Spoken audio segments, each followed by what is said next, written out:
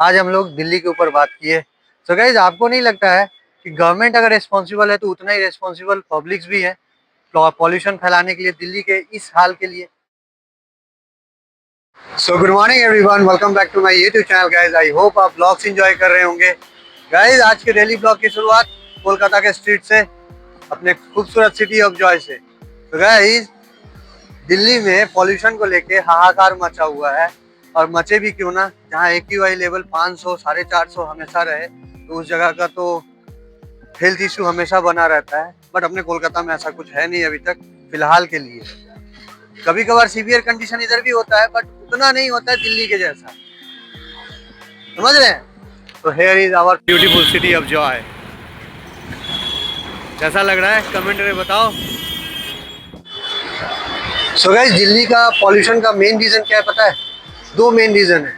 पहला तो geographical condition Delhi का, जो कि दिल्ली हिमालय एंड आपका जो अरावली रेंज है उसके बीच में बसा हुआ है, बेसिन में बसा हुआ है, जिसके वजह से जो दिल्ली का एयर है वो ऊपर फ्लो ना करके ठंडी के दिनों में वो नीचे इस पहाड़ी रेंज के अंदर में ही रहता है, जिसकी वजह से दिल्ली का स्मोक का प्रॉब्लम हमेशा बना रहता है। वो स्मोक बाहर निकल नहीं पाता है।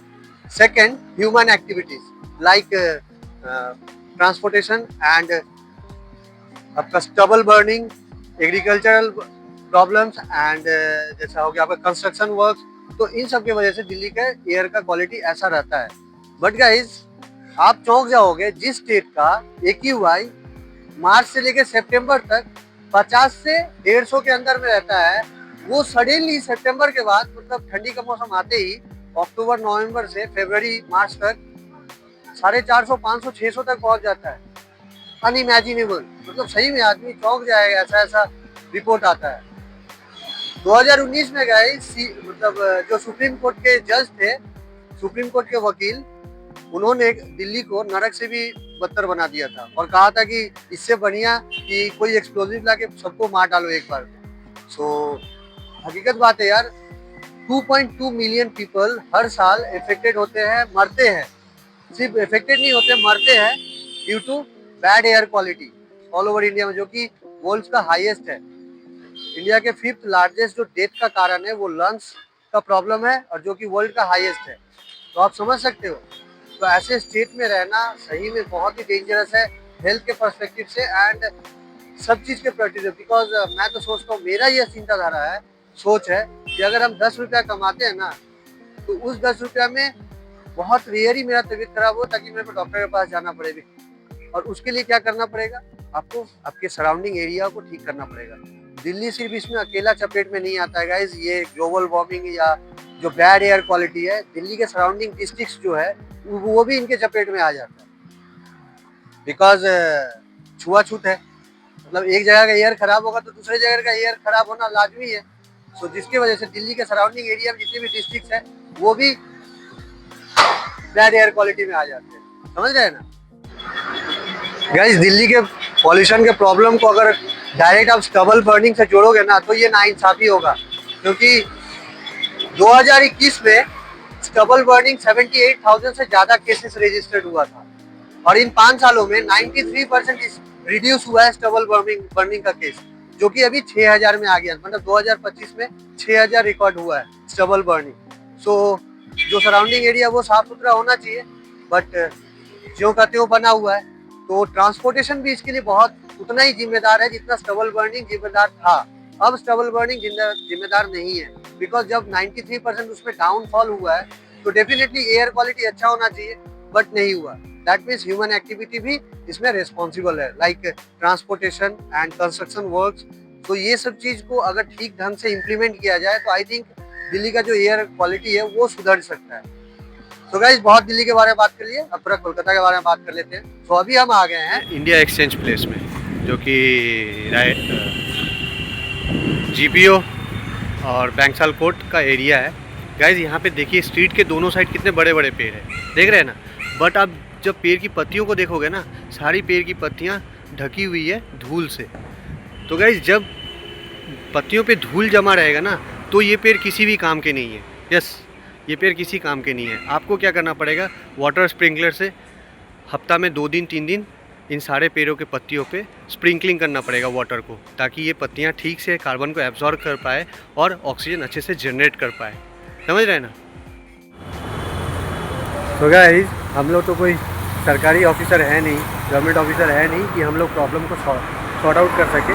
सॉर्ट आउट तो उनको ही करना पड़ेगा, हम लोग सुझाव दे सकते हैं। दिल्ली के प्रॉब्लम के बारे में तो इतना देर तक बात की है, बट उसका सॉल्यूशन क्या है? सॉल्यूशन दो ही है गाइस।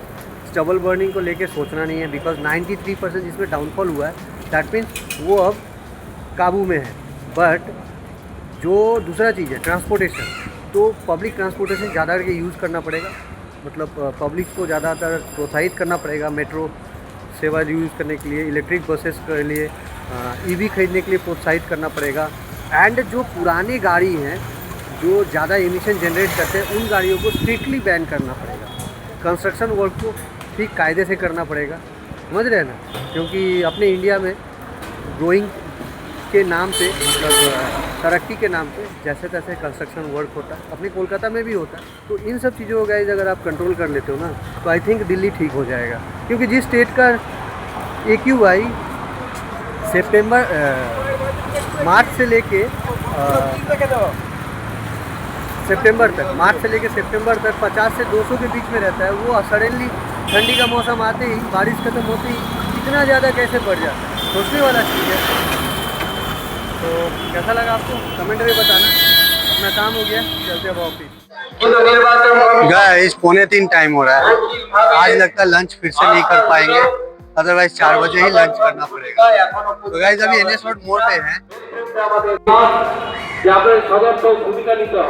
ये जो गाइस SIR का काम चल रहा है अपने वेस्ट बंगाल में, यहाँ पे जो टीचर्स BLA लोग हैं वो लोग प्रोटेस्ट कर रहे हैं।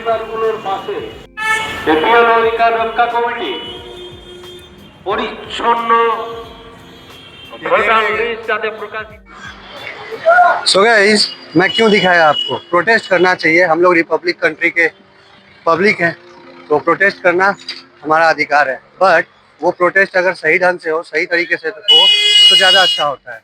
प्रोटेस्ट कर रहे हैं 10 आदमी, तकलीफ कितने को हो रहा है? सबको, जो उस रास्ते से जा रहे हैं। तो ऐसा नहीं होना चाहिए। सिर्फ रास्ते में जो चल रहे हैं उनको तकलीफ नहीं हो रहा है, उस बगल में कितने सारे ऑफिसेस हैं, वो जो माइक लगा हुआ है, उस माइक की आवाज़ से भी कितने सारे ऑफिसेस को प्रॉब्लम हो रहा होगा काम करने में। तो ये सब चीज़ सबको सोचना चाहिए। जैसे वो लोग प्रोटेस्ट कर रहे हैं किसी अपने मांग को लेके, वैसे जो लोग वहाँ पे काम कर रहे हैं उस सराउंडिंग एरिया में, उन लोगों को भी तो तकलीफ हो रहा होगा। तो सबको सोच के ये सब काम करना चाहिए। अदरवाइज तो जानते हैं अपने कंट्री का हाल, थोड़ा सा प्रोटेस्टिंग स्टार्ट होता है कि नहीं, सारे जो अगेंस्ट पार्टी है सबको सपोर्ट करने लग जाता है। सो गाइस 3:30 टाइम हो रहा है और अभी हम हैं सिटी सेंटर में, मतलब बड़ा बाजार ब्रेवन रोड पे है ये सिटी सेंटर। ये देखिए गाइस, इसके दीवार पे कितना सुंदर एक बरगद का पेड़ हुआ है, ये देख रहे हैं? कितना सुंदर ग्रो कर रहा है गाइस। कोई चाहे तो इसको जड़ से निकाल सकता है, इजीली निकाल के किसी अच्छे जगह पे इसको जाके रीप्लांट कर सकता है। बहुत अच्छा क्वालिटी का है गाइस, मतलब क्वालिटी इन द सेंस कि यहाँ पे डस्ट उतना होता नहीं है, जिसके वजह से ये पेड़ कितना अच्छा ग्रो कर रहा है, कितना बड़ा हो गया, देख रहे हैं? और इसको काटने का कोई ज़रूरत नहीं, इसको जड़ से आप इजीली निकाल सकते हो। निकाल के जहाँ पे मिट्टी मिले वहाँ पे ले जाके इसको प्लांट कर सकते हो। बहुत अच्छा ग्रो कर रहा है, देख रहे हैं? अमूमन आप दीवार पे देखोगे धूल से सना हुआ, मतलब अच्छा नहीं, मतलब क्वालिटी उतना अच्छा नहीं होता है। बट इस बरगद के पेड़ का साइज़ देखो आप, एंड एकदम साफ़ सुथरा पत्तियाँ हैं और बहुत अच्छा ग्रो कर रहा है। सो गजब। बट यहाँ पे इसको प्लांट नहीं कर सकते हैं बिकॉज ये जो पूरा एरिया है इतना कंजस्टेड है, और साथ में सबसे बड़ा चीज़ चारों तरफ बड़े बड़े इमारत है, जिसकी वजह से यहाँ पे प्लांटेशन नहीं हो सकता है। बट इसको बिना काटे हुए अगर इसको ले जाए कहीं पे रीप्लांट करें तो बहुत अच्छा होगा, नेचर के लिए भी और यहाँ के एनवायरनमेंट के लिए भी। सो आप यहाँ का हाल देखोगा, इस कितना कंजस्टेड एरिया है, देख रहे हैं? ये देखिए, ये देखिए। तो हम लोग को नेचर को बचाने के लिए छोटे छोटे चीज़ों से ही नेचर बच सकता है। समय এটা না দিলে কিভাবে এই কাজ সুস্থভাবে। गाइस आप देखें वहाँ पे कितना आदमी था और कितने आदमी के लिए कितना बड़ा पंडाल बनाया गया था रोड को ब्लॉक करके। तो ये सही बात नहीं है। करप्शन हर एक जगह है। करप्शन करता कौन है? गवर्नमेंट एम्प्लॉइज तो करप्शन करते हैं, अगर नहीं तो साधारण पब्लिक इतना प्रॉब्लम होता नहीं होता।